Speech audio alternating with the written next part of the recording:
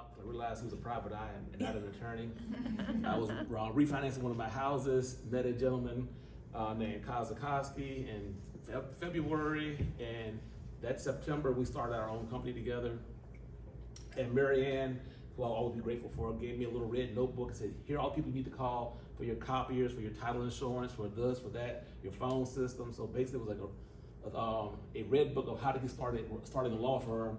I didn't know that she just started herself basically about a year before that, or 6 months before that. So she's been doing my accounting since that time. We are a full service law firm. We do closings, residential and commercial. We do personal injury. I personally do bankruptcy and criminal law, so I get out of the office sometimes. The good thing about being a closing firm is that's our law. That's our courtroom. Everybody has to come there that day for this closing. The thing I don't like about it is you're always on somebody else's time. My analogy is we're kind of like a fireman. I can't do anything until the fire comes, and the fire is the closing package. So we can schedule for 12 o'clock, 1 o'clock, all we want to. If the lender does not give us a package, we can't close. And good or bad, Mr. Kazakowski had kids a long time ago. I think his oldest kid now is about to turn 16. My only kid's about to turn 2, so for many years, it was work, it's all I had. So we've been there at midnight doing closings. Like, well, I have nowhere else to go. I'll sit here and do closings, make money, everybody's happy. Having a 2-year-old home changes it a little bit, like, what time's your closing coming? I don't know. Waiting on the package, Matter of fact, today we're supposed to have 31 closings today. I have no packages, so I'm happy to be here with y'all because I have no packages right now. So I'm sure I'll get a text like, hey, they're starting to show up right now. And then what happens, they show up, hey, well, what time can we close? Well, it's 31 of these things. We put all the numbers in, we have to organize, we have to do different things. We were talking about Qualia. When Mary and I first started this, I was with Stewart Title, and Stewart, who write title insurance through, Stewart had their own system called AIMS for Windows or TitleLogix. And we used their system. And what was great about their system back in 2002 was it was the first system that was actually internet-based. No matter where I was, I could take the computer, log in, and start doing work and print there from wherever I was. When I first started doing closings, and I'm not that old, we used to actually email, there was no email. We used to actually overnight packages, or they would fax it to you. So they'll take a fax, you sitting there, one of the first closings I did was down on the south side of Georgia. It was a purchase, and they messed the package up by spelling somebody's name. So that's fine, we're just gonna fax you a package. An hour and a half later, one page of it was still coming through the fax machine. So you take all of that, you notarize it, they had to fax it back to them so they could see it. Then everybody wanted 3 copies. You had to put it in a certain, had a stacking order. You had to stack it in a certain order, make 2 or 3 copies of it, send it back. So the average closing went through a ream of paper. Today, all that, almost that's gone, but the good part is we scan everything now, everything's emailed. The bank doesn't want a package back. Matter of fact, the bank now doesn't even want a copy of the package. They don't want the package back, just upload it to their system, and we're responsible for keeping it. Mr. Kazakowski and I had a storage locker that was 40 feet this way, 10 feet this way, and it was full of filing cabinets for all the files we closed over the years. And you all may see this come back, it's not right now. When Rob and I first started, there's something called an 80-20 split. So if your loan amount was $100,000, nobody wanted to have PMI. So you have a first and a second mortgage. So that first and second mortgage means you had 2 closing files that were just as thick, but you couldn't charge for the second file.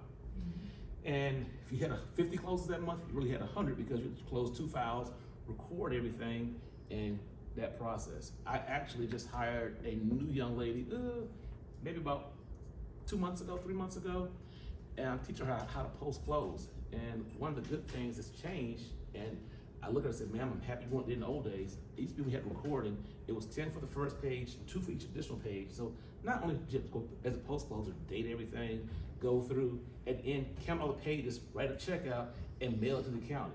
Well, the good thing now, you talk about e-recording at all yet? Or will? Yeah. I love e-recording. You scan it in, you upload it, it charges your credit card, and you don't worry about it again. I will say keep a database though, because if a file gets rejected and you're not paying attention, they're on different pages. So it only holds like 15 per page. So if 3 pages ago got rejected and you didn't know it, you have to go back and make sure all your deeds have been recorded. So that's one of the good things that's changed over time is that came about because of COVID. People didn't want to touch paperwork and all that stuff. So they forced everybody pretty much to start using e-recording. But now I'll talk about Qualia. The first thing I'm saying about Qualia is I do like it. I like the internet. I like using computers, so therefore it was fun to me to learn. But there's a requirement of Qualia they don't talk about. Qualia kind of requires you have 2 monitors. And the reason it requires that you have 2 monitors is because you actually duplicate your screen, and what you're doing over here, you see it real time updating over here. So if I'm doing a CD or closing disclosure or alter statement, the way they have you enter the numbers in over here is basically like a grid spreadsheet. You're entering them in, but over here, if you have your second monitor up, it actually is showing you how it populates. And then once you finish at the end, you can take the bank CD and your CD and go line by line to make sure they all balance and they all come out to the same numbers at the end. Not saying you couldn't do it with one screen. Like I said, I like computers. I actually have 3 screens now. So I have the CD, I have the bank CD right here, I have Qualia right here, I have Qualia over here, so therefore I can copy and paste to this one, and it mimics this one over here, so you make sure they both add to the same number. It just made it much easier in my life as far as getting through there faster. How do you do your Qualia training here? As far as, do you start at the beginning, inputting stuff, or how it inputs or how the screen looks? Brianna's our trainer. We started at inputting stuff, so we basically made it through sending out the title package. Okay. Qualia is a big integrated database, a Word database that pulls all your information in when you start to do documents. One of the things I like about them is they have documents from all over, so therefore there's a full source of just documents you can go pull from, and you can edit those documents to make them your own documents. The bad side is there are a lot of documents, so therefore trying to find the documents that you want sometimes can be very painful or a tedious process, and it did take a little while to learn how to edit the documents into what I like. Here are the great things about Qualia, and I can only compare this to what I've used. I never used SoftPro. I did use what's the old one's been around for a long time? I used Lantec for about 1.5 years before I went to AIM for Windows. AIM for Windows for us, one of the reasons I wanted to change is because I wanted my staff to be, they want to be easier. My post closer quit one day, and when she quit, I started doing post closing, and I realized how tedious it was doing post closing when you're going between one system to another. And what do I mean by that? If I'm using AIM for Windows, I do my title commitment in AIM, but I'm writing my policy through Chicago Title. I have to log out onto my other screen, log into Chicago Title, get a policy number, copy and paste that policy number, bring it back over here. So I would have a jacket over here and the guts over here, and it made it very tedious. Heaven forbid if I misspelled somebody's name or had a property address wrong somewhere, you go through and do it all over again. What I like about Qualia is you hit it in one place, and then they have what's called integration with these integrated processes, Chicago Title, Stewart Title, Old Republic, Investor Lending. It actually logs to their database, pulls the number for you, and auto-populates everything. So therefore, if there's a change, like on the CPL, and this is very tedious, you know what CPL is? Let's start there. Closing protection letter. The closing protection letter, and people don't see this all the time, the banks change their minds all the time. They change loan amounts. If you're using a broker, they change who the lender is. Oh, my fault, they spelled somebody's name wrong. Well, in the old system, I would have to go change it on my title commitment and then log to a different system and change it on my CPL. But the way Qualia is set up, you go into one place, and on your left-hand side is kind of a running menu, and they explained to me when I did my Qualia training earlier this year, it makes sense. It's basically cascade flowing down. You start up here, everything flows down to the next one. So you put the person's name in up here, it flows down to the CPL. Just go over here and hit new CPL, and it updates whatever you did. And then you do your title commitment, when you hit refresh, it pulls that new spelling, that new loan amount, automatically into your title commitments. Therefore, you're only going to one place to make changes versus numerous places to make a change, and then there could be an issue because they're not the same. The other good thing about Qualia that I like is when you actually download your documents, and by documents I mean the documents that we as the closing attorney create, and if it was a purchase, we always create the warranty deed. We always have a backup copy of the waiver of borrower's rights and the Georgia foreclosure disclosure because those record all loans. It actually lets you preview these things before you change them. You press one button over here and manually go make a change. The other thing I like about Qualia is when you're actually putting in the person's information, it's setting you up for stuff you're not even thinking about as far as end of year reporting. When you go in and put in the seller's address and their social security number, you've already done your end of year reporting. It's one button you press, it automatically kicks that file to the IRS and you're done, versus having to manually go back in and do it and go through each file step by step. Does that make sense to everybody? Let me ask this question. I think you've been a pre-close or a post-close before, or what? Yes, I'm one of the trainers. Oh, Yes. that's what she's like, yes. Yes. Well, she knows more than I do. Why am I talking? Long time. Have any of y'all worked in a closing office before or at a law firm? No, Nobody? our front row here is all gonna be brand new. All Brand new? Yes, brand new. Well, let's start with the brand new stuff first. I can only speak for my office, and people may disagree.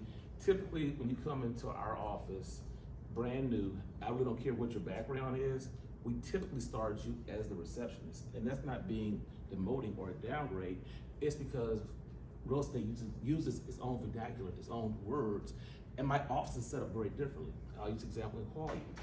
When Qualia does a new file, it starts as 2022, then it goes to the month 03. It doesn't start over that point. It just keeps going from whatever number you had into that last month, it keeps adding. It could be at 150, 160, 170.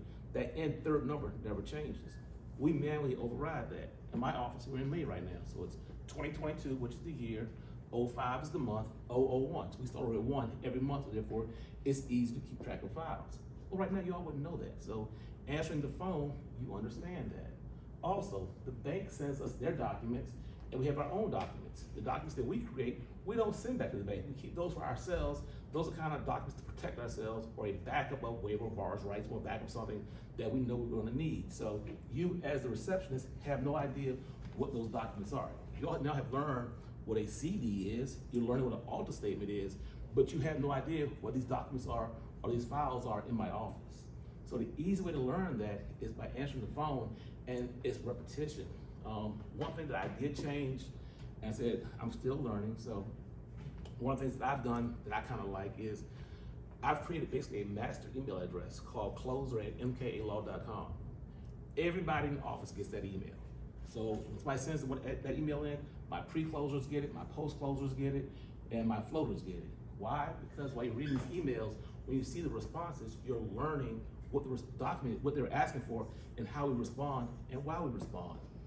And the analogy I've always used in my office is, when you come there, please leave smarter than you came in. And by doing that, you have to ask questions. Everything that we do is done for a reason. And if you don't know why you're doing something, you're just doing repetitive work.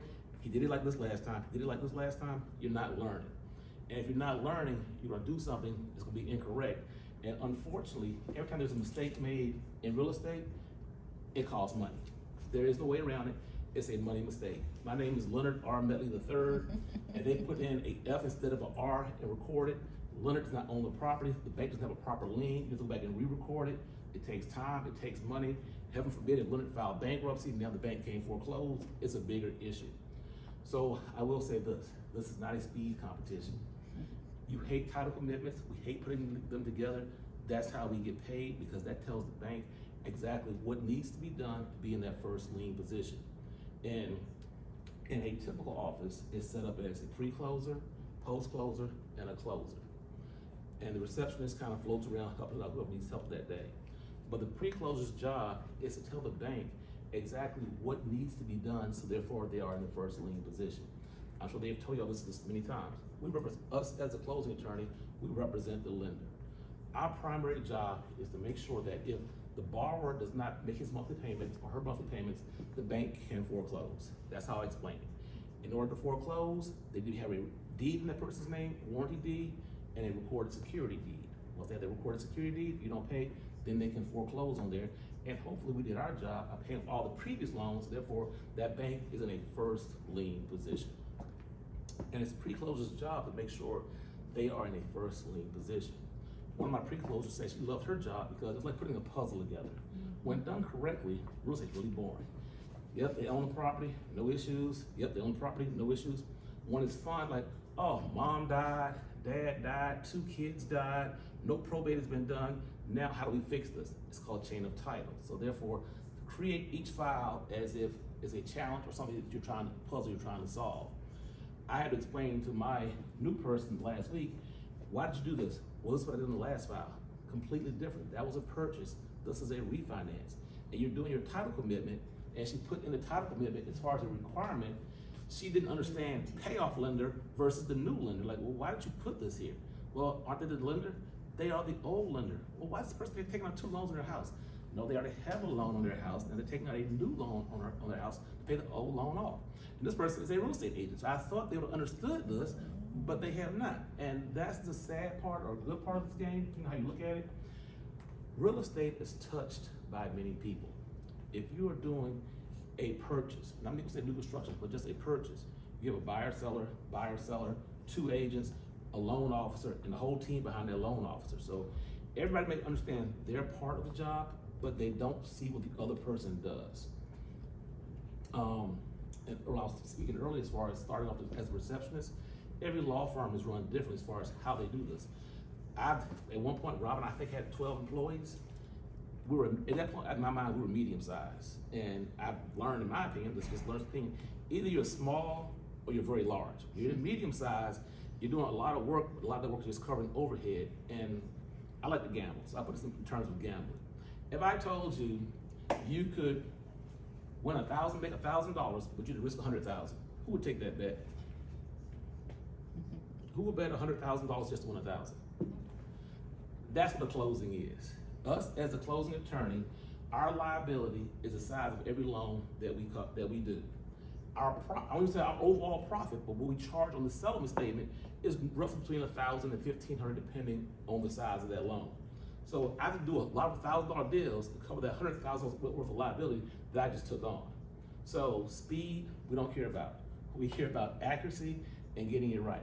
And unfortunately, what you're going to see a lot of is you're going to be yelled at. And typically, where I have found most of my employees is from, they've been servers somewhere. They were bartenders, they were servers at IHOP, McDonald's, wherever.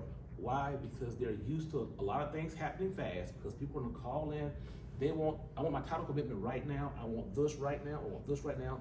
They're used to dealing with a lot of people, and I tell them, it's kind of like Burger King. They're always right, they got to have their way. But you have to say with a smile on your face, say, I'll get right to that, I'll get right to that. And those people that know me now know that the more times you call my office, the further down the pile you go before I respond back to you, because nobody gets paid until that deal closes. So we start up here, what's the overall goal of a closing attorney? To close the transaction. Not all money is good money. We want to make sure it's a good, clean deal, and I never hear from you again. If I never hear from you again, that means it was a great transaction. If I know your first name and your last name and your property address, that means it was a bad closing, it has not gone away yet, and I'm still responding to you 3 years after the fact, and at this point, I'm just tired of you. I want this to go away. If I never see it from you again, like, hey, we have another closing? Good. I said it was a joke, I said that smiling. The truth of the matter is, and this is where it's bad from our standpoint, the way I see it, as a closing attorney, we are only as good as the last closing we did for that person. I could do closings for 10 years for you and never have one problem. The first time there's a problem, we get bad mouth, we aren't this, we aren't that, and I call it the rule of 3. For every transaction that an agent has, the lender has 3. And then we had 3 more. So therefore, I'm working on 9 deals, that agent has 1 deal. And they've not had a closing in the past 3 months. They want their check, and they want their check right now. I have one in my office right now, and there is a federal lien from the federal government because somebody was in jail and they paid restitution of $1.3 million. That's the lien that's on title. Agent calls every day, hey, I heard you got a payoff. Like, ma'am, we don't have a payoff. Well, the lender says, if you got some number, we can close today. Ma'am, first of all, it has to do with real estate. Rule number 1, if it's not in writing, it doesn't exist. I need to have everything in writing. All my payoffs, everything in writing. This word of mouth does not work. Please put it in writing. Ma'am, the judge just signed off an order on Thursday. We'll get a payoff as soon as possible. Well, we're ready to close tomorrow. You think we can close tomorrow? No, ma'am, we cannot close tomorrow. And my office gets mad at me because I don't like saying no. I've learned I'm gonna say yes, and I'm gonna back up and watch you fall on your face. Because if I say no, well, Leonard said no, we're never using him again. That's what I want to use my own closing attorney. If you don't give the people what they want, they will quickly say they're going somewhere else. The older you get, it becomes easier to say, well, I'll give you directions to where you want to go, and let them go away. When you first start out and you have bills paid and a 2-year-old fee, you're trying to close these loans. So once again, we're all trying to close the loans. We're all trying to keep the customer happy, and we're all trying to get repeat business. That's what we're trying to do. You all, as the interface with the clients, are truly the face of the company. So my receptionist, my pre-closer, even my post-closer, did you come to work with a good attitude that day? A smile on your face? Yes, no, and they're gonna yell at you, do what I do, put the phone on mute, yell back at them, and take it off mute and respond to them in a nice way. Because the minute you yell at them, I wanna talk to your boss. And 9 times out of 10, as long as you're telling me the truth, I will always have your back. But the fact they're complaining, it puts everybody in a bad mood. And if you're taking your time and doing your job correctly, what they're complaining about is not your fault. And this business has been up and down, and you realize the more people need or want money, the more things they do. I understand now why if you work for a lender and you are the underwriter, you're put on salary because you're looking at each deal with a naked eye. You don't care about this deal closing night, you're getting paid the same salary. In our business, I'm not on commission, you all are not on commission, you're on salary. Treat everybody the same all the time. However, your loan officer, a real estate agent, they're on commission. They've not had a closing in 2 or 3 months, their car note is due, X, Y, Z is going on, they're gonna take it out on you. And the client being I said the client is actually the lender, but the actual buyer and the seller, we're normally the only people they see. They never see their lender. They'll see their agent once or twice to sign the contract, to see the house, and never see them again. You get to my office at 11:30 for your 11:30 closing, and at 1:30 you're still sitting there, you haven't started signing anything, now you have an attitude. When are we gonna start? Why are you wasting our time? I'm not wasting your time. I can't close what I don't have. So I'm waiting for that fire to come so we can put it out.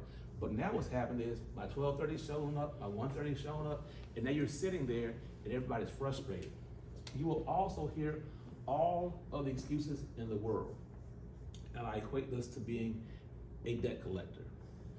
If you owe American Express money, they're gonna call you when you're 1 day late saying, your payment is due, they don't wanna hear your story, can you make your payment today? That's all they wanna know.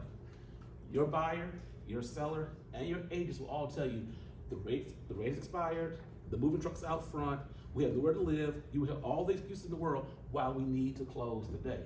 I'm here to close today, I want to close today, but I can't close what I don't have. Over time, I've gotten more and more strict on my rules.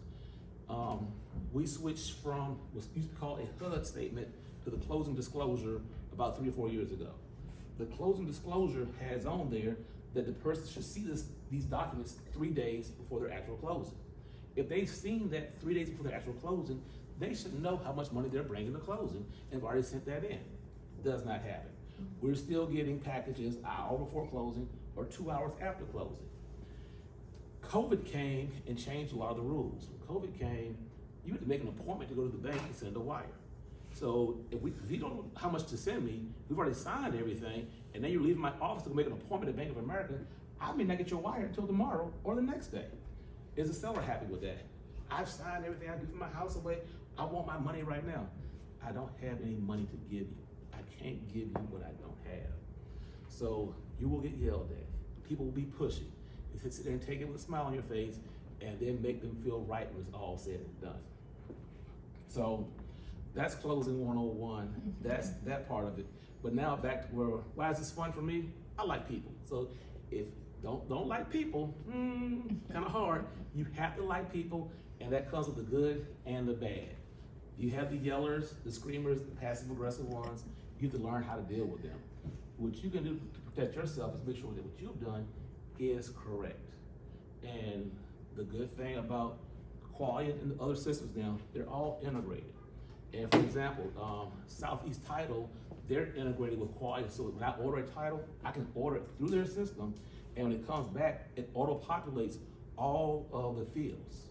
So they send me an example title commitment, and at the same time, I can look at my Qualia and make sure they match up. The only thing that's changed in there is to make sure that it has my name in there, the correct loan amount, and the things that have to be paid off are in the correct order. So that makes your job a lot easier. Where do you get in trouble? Rushing, not putting the correct information in the system, or this is kind of big also, and this is part of every office is different. As the pre-closer, you have to order payoffs. You can't order a payoff without the seller's information. I don't know who your lender is, your social, or your loan number. And I'll ask the trainers these questions. I think each firm does it differently. When do y'all think most closing attorneys send out their seller information sheet? They send it out before, as soon as they get a title request, or they send it out when title comes back in? I send it right away, as soon as I enter the contract. What'd you say, ma'am? I said when the file is open. So we're different. I don't send it out until we actually get title back. And my rationale behind that was people have amnesia. If I send you your sheet out right now, you can say, hey, here's my HOA information, here's stuff for my first mortgage, we order it, we don't think about it again. Well, I send mine out second because once that title comes back in, it auto-populates into that sheet that goes out to them. Therefore, you have a second and third mortgage, right? No, I don't. Yeah, you took out 3 mortgages and you bought your house. And we've had it happen where that second and third mortgage takes so long to get back that it was missed. There was a second and third mortgage because the sheet had already gone out. They never gave us that information. Other reason I kind of do this is because my new person, as soon as I give her a task, Quality lets you assign tasks. Her task is to order payoffs. So before the title's in there good, she's trying to find that payoff. So therefore, she has her check mark by her name that she's completed her task. Payoffs aren't good for that long also. A lot of these lenders want to close in 30 to 45 days. I order a payoff, and now it has expired. I have to order a new one. Oh, and they charge money for these payoffs. Now the seller's mad because they're getting charged $25 every time we order a payoff. There's no right or wrong answer. I'm just saying that each office is different. The same thing with HOA letters. I do have 2 hard rules in my office. I don't pay for HOA letters. The buyer or seller's paying for those HOA letters, and we will send you a credit card authorization form and let you do it that way, because I've been burned before when we ordered these HOA letters and you never close. This is also different about this job from the money standpoint of it. If you order an appraisal, the appraisal is paid for up front before they pay for your appraisal, then they do the work. People call us and say, hey, order title on this. We order title, and I learned this the hard way back in the days of American Freedom and American Equity. The lenders were ordering titles from 2 or 3 places at the same time and used the one that came back first. They don't care or realize that every time I press enter, I'm getting a bill for $225 for that title, whether or not we close or not. And you lose a lot of money that way. I had one girl one time order 36 titles and order updates with 36 titles. Today, we still not closing these 36 units. So I learned, so on cash deals, we pay for titles up front. Now there's a lender involved. I hope the lender is at least trustworthy, but I still have stacks of files this high, files that we've not closed. So some deals do bust, they do fall out, but you try to cut your loss because we do have a hard cost for titles that other institutions don't have. If the loan officer doesn't close, they're not paying for the appraisals, they're fine. If the agent doesn't close, they spend time driving around, but they have no hard costs. We actually have hard costs and a staff to feed and support, that therefore we're trying to cut costs where we can, where it makes the most sense, okay? Well, I like talking, but are there any questions so That's far? good. I have a question. Yes, ma'am. So, did you opt for what Qualia calls their Connect option, or no? As of right now, no. Gotcha. Qualia has good and bad points, as I said earlier. When I was with Title Logical Ames, I could enter in all the titles that I wanted to that month, and it was no extra fee. It was I paid the same, $200 per month. It was $200, it's the same thing. Qualia gives you a basket, so therefore you pick a plan of how many you want to close. Okay. So therefore, if you say you're closing 40 a month, that equals to them, think this way, every closing, they charge you $10 per file. So 40 a month, you're paying roughly $4,800 for the year to use their system. Then on top of that, if you order through them, like I was mentioning earlier on Southeast Title, if I use Southeast Title, Southeast charges me $150 for my title. I just order it by myself. If I order it through Qualia, they put a fee on there, but like an extra $10. Then on top of that, Connect costs extra money per each time you use it. And they have a plan. You can either pay $75 or $95 each time you use it, or you can pay a flat fee of $35 and cancel the ones that you don't use. So what I did was I talked to a few of my agents to say, do you all like Qualia? We don't care. Do you all like this Connect feature? Not really. Because the buyers and sellers only come along once every 5 or 6 years. They figure out how to log in, do all the stuff, they never use it again. So answer your question, no, I did not for that reason. And then I think it gives the agents too much insight. Agents always want to micromanage what's going on. Hey, why haven't you done this yet? We know what we're doing over here. We had this under control. So I did not opt for that feature yet. Gotcha. So they have Connect, and they also have Marketplace. We are using Marketplace. Marketplace is where you use the order tax reports through them, you order titles through them. You also order notaries, so out-of-state closings or mobile notaries. If you have one that you can't close in your office, you got to go to them, and they'll schedule a notary for you to show up. And they've already been pre-qualified as far as what the process is. Therefore, those are things that I do like about it. They also have a recording feature, so you can connect with them for them to record your documents. I didn't do that. Have you all e-recorded yet, by any chance? Okay. I default to my trainers here. E-recording is actually not hard. You scan the document in, and once you scan it in, you log into the e-file system, you press a few buttons, and the hardest thing about e-filing is make sure the orientation is correct, make sure you copy and paste the names correctly, and you can calculate intangible tax. Because the rest of that, and PT61s are correct. So if you use Qualia Connect in order to do this, you have to enter in the same information in the Qualia that you just enter on the website. So why don't I just do it myself versus enter in, wait for them to do it, and get paid charge a fee for it. So I'm not using for that. But the thing that theirs does, if you do use it for recording, you do your final title policy, it pulls all the recording information in because it's already in their system. So with Qualia, there's a base fee, and then average about $10 for everything you want to add on to it. So I know a few attorneys said they dropped out of Qualia because they said it just wasn't cost effective. Because I think other software now is doing basically the same stuff, but not charging the fees for it. That's what I've heard. But I said I've been with the same company for 20 years, so therefore, LandTech, when I learned LandTech, it was in DOS. So I didn't like it then. Last time I looked at it, I didn't like it, so this was a little more user friendly. Well, some of the things I don't like about it. I'll talk about earnest money. You all know what earnest money is. Who's typically holding earnest money? The agents are holding earnest money. Qualia, I'll use the term loosely, does not report on the alter statement who's holding earnest money. What I'm used to seeing is, let's say earnest money is, let's just say $3,000, and commissions are $10,000. You have the $3,000 being held as earnest money over here, and it will show on the settlement statement that the agent's part is $10,000 minus the $3,000, so it's showing $7,000 as the full number. And therefore you say, okay, this is your check for $7,000. Qualia doesn't do that. Qualia shows $3,000 here, so the buyer's getting the credit for it. Then it shows $10,000 and $10,000 for each agent over here, so the seller's number is correct. When you cut the check, it does deduct the $3,000. But the agents don't understand, like, well, the settlement statement says $10,000. I didn't check for $10,000. No, you're holding earnest money. So it doesn't calculate earnest money. It's being shown that the agent is holding it. And that, on our first closing, that caused a problem because we're like, well, this number is wrong, this number is wrong. Had not gone to the accounting field to see that it had deducted what that money was. If that makes sense. Software is the same way though, it calculates it in the background, you don't see it on the statement. And then our agents, who I love to death, they've seen it done both ways, so therefore we get yelled at, you're not accounting for our earnest money. Yes, I am, yes, I am. They don't understand that negative means that, so that's what. So Or they bring you a DA and they don't bring you the earnest money, then you got a problem. well, no, now it's never gonna vent. My biggest problem with agents are, I've already done all the settlement statements, I printed them all out, we signed everything. Oh, here's my DA and here's the earnest money. Like, but we're done now. Why I have to go back and check it? Yeah. And they do it all the time, like it's no big deal.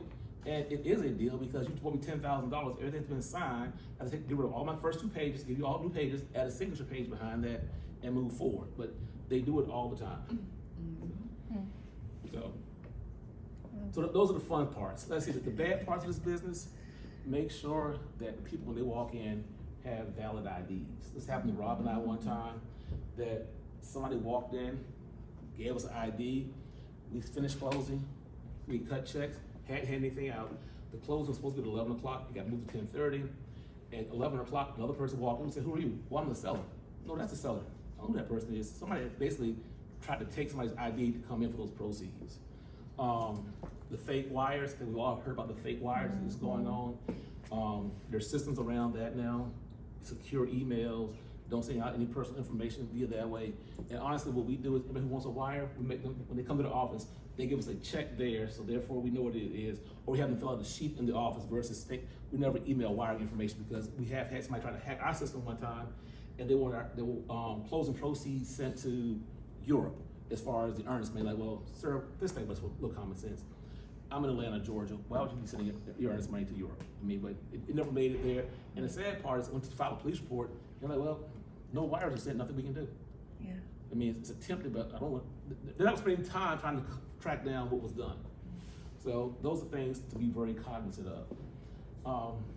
As a pre-closer, learn how to read titles. And I'll say this, and I'm guilty of this 20 years in, I can probably count the number of titles I've actually gone down to the county myself and ran, but I can read the title, make sure you come in, you know who's on title, breaks and chain of title. This is also important. The attorneys that you work with, they're seasoned, they have title companies that they work with that they trust. I've tried a few new title companies, and I've gotten titles back that look very great, and read down halfway through there, oh, this person acquired it via tax deed 2 weeks ago, and they don't put on there that this actually is a breaking chain of title. Dealing with a brand new right now doesn't mean anything, but there's a tax deed, you can have a quick claim deed giving it back, or an action acquired title to foreclose on that, and neither of these things have been done, and the title examiner's not pointing that out, so be very cognizant of things like that. Also, the smaller the office is, be a team player. That's not my job, that's not my job. I've had this happen twice now. I asked one person one time, and it's a tedious job. After closing, after recording, send the deeds back to the banks and send the deeds back to the borrower. And there's a stack of deeds like this. Well, what is she doing? I didn't ask her to send deeds back. Just please mail the deeds back to the borrower and to the sellers. I don't want to do it. Well, if you don't do it, you quit. She picked up her stuff and walked out. It's all, we're all on the same team. I've been there at 9 o'clock at night, 10 o'clock at night, putting together deeds. It's not fun, but it's part of the job.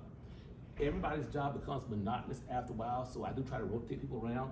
And what that does is, if you understand what I'm doing, it feeds down. So what I do like about Qualia is, if you start as it starts as a receptionist, and one time you're the post closer, you now see how the information flows down into the system. Understand how that information flows down will actually make you do things in a different way. I'm frustrated right now with my receptionist, like, hey, I'm trying to show you how to e-record. Every time you scan a document to me, it's sideways. It's very easy to go in and rotate it up. If I want you to rotate it up when you do it, because therefore I'm not stopping what I'm doing to rotate everything up. Also, you also understand, raise up a sergeant as a receptionist. You have to date everything. While you're dating everything, just don't you say, I see a line, I date, I see a line, I date. No, read the document. At least read the title of the document, because banks have this thing called funding approval. And in funding approval, they want a 1003, they want the name affidavit, they want this. Well, 1003, we all know now, it's a loan application. You're dating stuff, you're helping the attorney out, but make sure that we don't miss anything. And B, you're also learning the names of those documents, therefore you can get funding approval. After you get funding approval, it's time to cut checks, so everybody's happy. Well, for Mr. Post Closer, his or her job is just beginning. Once checks are cut, now it's time to mail everything out. And I'm learning now, because for the longest time, wherever I worked at, I was always the youngest person there. So now I'm the oldest person by quite a bit in my office. I had a closing last week, and the borrower said, well, hey, we're short $35. So we just write me a check. Sir, we're millennials, we don't write checks, we don't carry checks. How do we do that? Can I cash app you? No, you cannot cash app me. No, you cannot use your credit card to pay for your closing costs, but there's an ATM machine down the hall you can go use. Well, I said, because now I just apply it to my own staff, but it's time to cut checks. Okay, this check is a payoff for $15,000. Why is this check in a regular envelope? Why is this check not in an overnight slip that we can track? Oh, we overnight these? Yes, ma'am. So I had to come up with a new rule. Any check over 500, we overnight. Well, then it became the insurance check was $1,500. Well, that I don't care that much about, but you have to understand what you're sending out in order to do these things. This is if insurance gets canceled, they'll let us know that we can catch that up. If we're sending out a tax check and invest the holdings and it expires in 2 days, we need to overnight that to them, and they're hard to find, they're hard to get on the phone, overnight these things out. So my office put together all these checks, all these files. I opened one of them up, I said, I see this check in here. I don't see an invoice. What's that? Oh, here we go. So this company will get this check, what are they gonna do with it? How are they gonna apply it to? Oh, I was gonna send them a settlement statement. Yes, no, find the invoice that goes with that. So once again, I go back to, if you're doing anything, understand why you're doing what you're doing. During COVID, I realized with 2 of us in the office, you can do quite a bit, but you never get to rest. Because you have a closing, as soon as you finish closing that file, you go to the copier, you make a copy for the bank, you make a copy of the security for the bank, scan a copy in for yourself for recording, and that package is ready to go. It's ready to go at that point. When you start the closing, prepare your overnight splits for all the payoffs. Once you get funding, cut those checks, drop them in there, you're ready to go. It's a lot for one person to do. You get run over, but you understand what's going on. That's what actually made me switch to quality. It's like, wait a minute, now I do title policies? Yep, okay, I'm done now. I'm not going back and forth between two systems. Quality makes it very easy to press a button and it just spits it out for me. Owner's policy, lender's policy, and everybody's happy. So things happen for a reason, but be a team player. If it's not your job, take it as a chance to learn what's going on. And if you understand what the other person does, it may change how you do your job because you're going to impact their job. And you're trying to make it easier for everybody because when it flows correctly, it can be done. So it was just Mr. Kazakowski and ourselves. If we did 100 closes a month, he was pre-closing, I was post-closing. We both had pre-closers and post-closers, but we were helping out in those fields. When it was 5 of us in my office and we had 50 closings, everybody would flow down and say, okay, I know how to fix a HUD. Something very simple. If I have a closing going on right now, and I'm the only person who knows how to do a HUD, I have a problem. The people in my office understand at least how to plug a number in, and that's why I like Qualia, because with both monitors up, you can see what you plug in, what effect it has over here on the final numbers, and if it's a problem or not.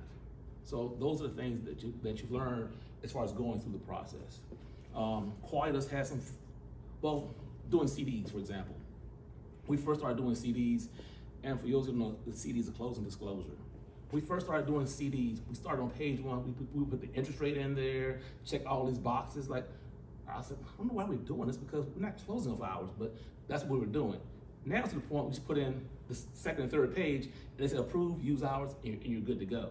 Qualia has a whole section dedicated to these other boxes, and sometimes Invest Atlanta, the government programs, they want you to go through and fill those boxes out correctly, even on your preliminary CD, because they make you close off your CD. So make sure you go over that section also, because we don't use it a lot, but every now and then, it took me an hour to figure out where something was just because we had never used it. Like they wanted us to put in there, it's a 10-year loan, or it's a 10-year loan with, it changes after 1 year. So I thought I'd do it in Ames, so we started doing it, but doing it in Qualia, it was a challenge because I had never done it, because even when we went through training, they didn't show us how to do it. Oh, nobody cares about that section anymore. You don't care about charges and fees. You don't care about the A through J and checking the boxes on the front page or filling in the agent's name on the back page. So spend some time on that part because it does come in handy sometimes. Okay? Well, I think I've used about 50 to 45 minutes. Good, it's been interesting. Are there any other questions? So what do you do right now, ma'am? Right now? Besides take class all day long. Yeah, I just in class. Cool. What I used to do, I was an office manager for a financial advising firm. Okay, cool. And you, ma'am? I used to be a preschool teacher. Same mentality with clients. It's about the same. It's about the same. You, ma'am? Hi, I'm Madison and Okay, cool. Yep. So, and she's left the room, but she was doing some, I think called customer service work for another photography company. The CMA office downtown off Howard Mill? Good, I don't like them. I go along with. Okay, CMA got it, registered, got you, okay. CMA's also a property manager. And I saw M, I'm sorry, CNA. Sorry. Oh, man. Yeah, But a lot of mental issues on our side. yeah. I have a question. Yes, ma'am. What have you learned over the years are some good phrases to kind of diffuse an unhappy client? Like, what are some of your go-to easy things to First and foremost, and attorneys are really bad for this, answer the phone call.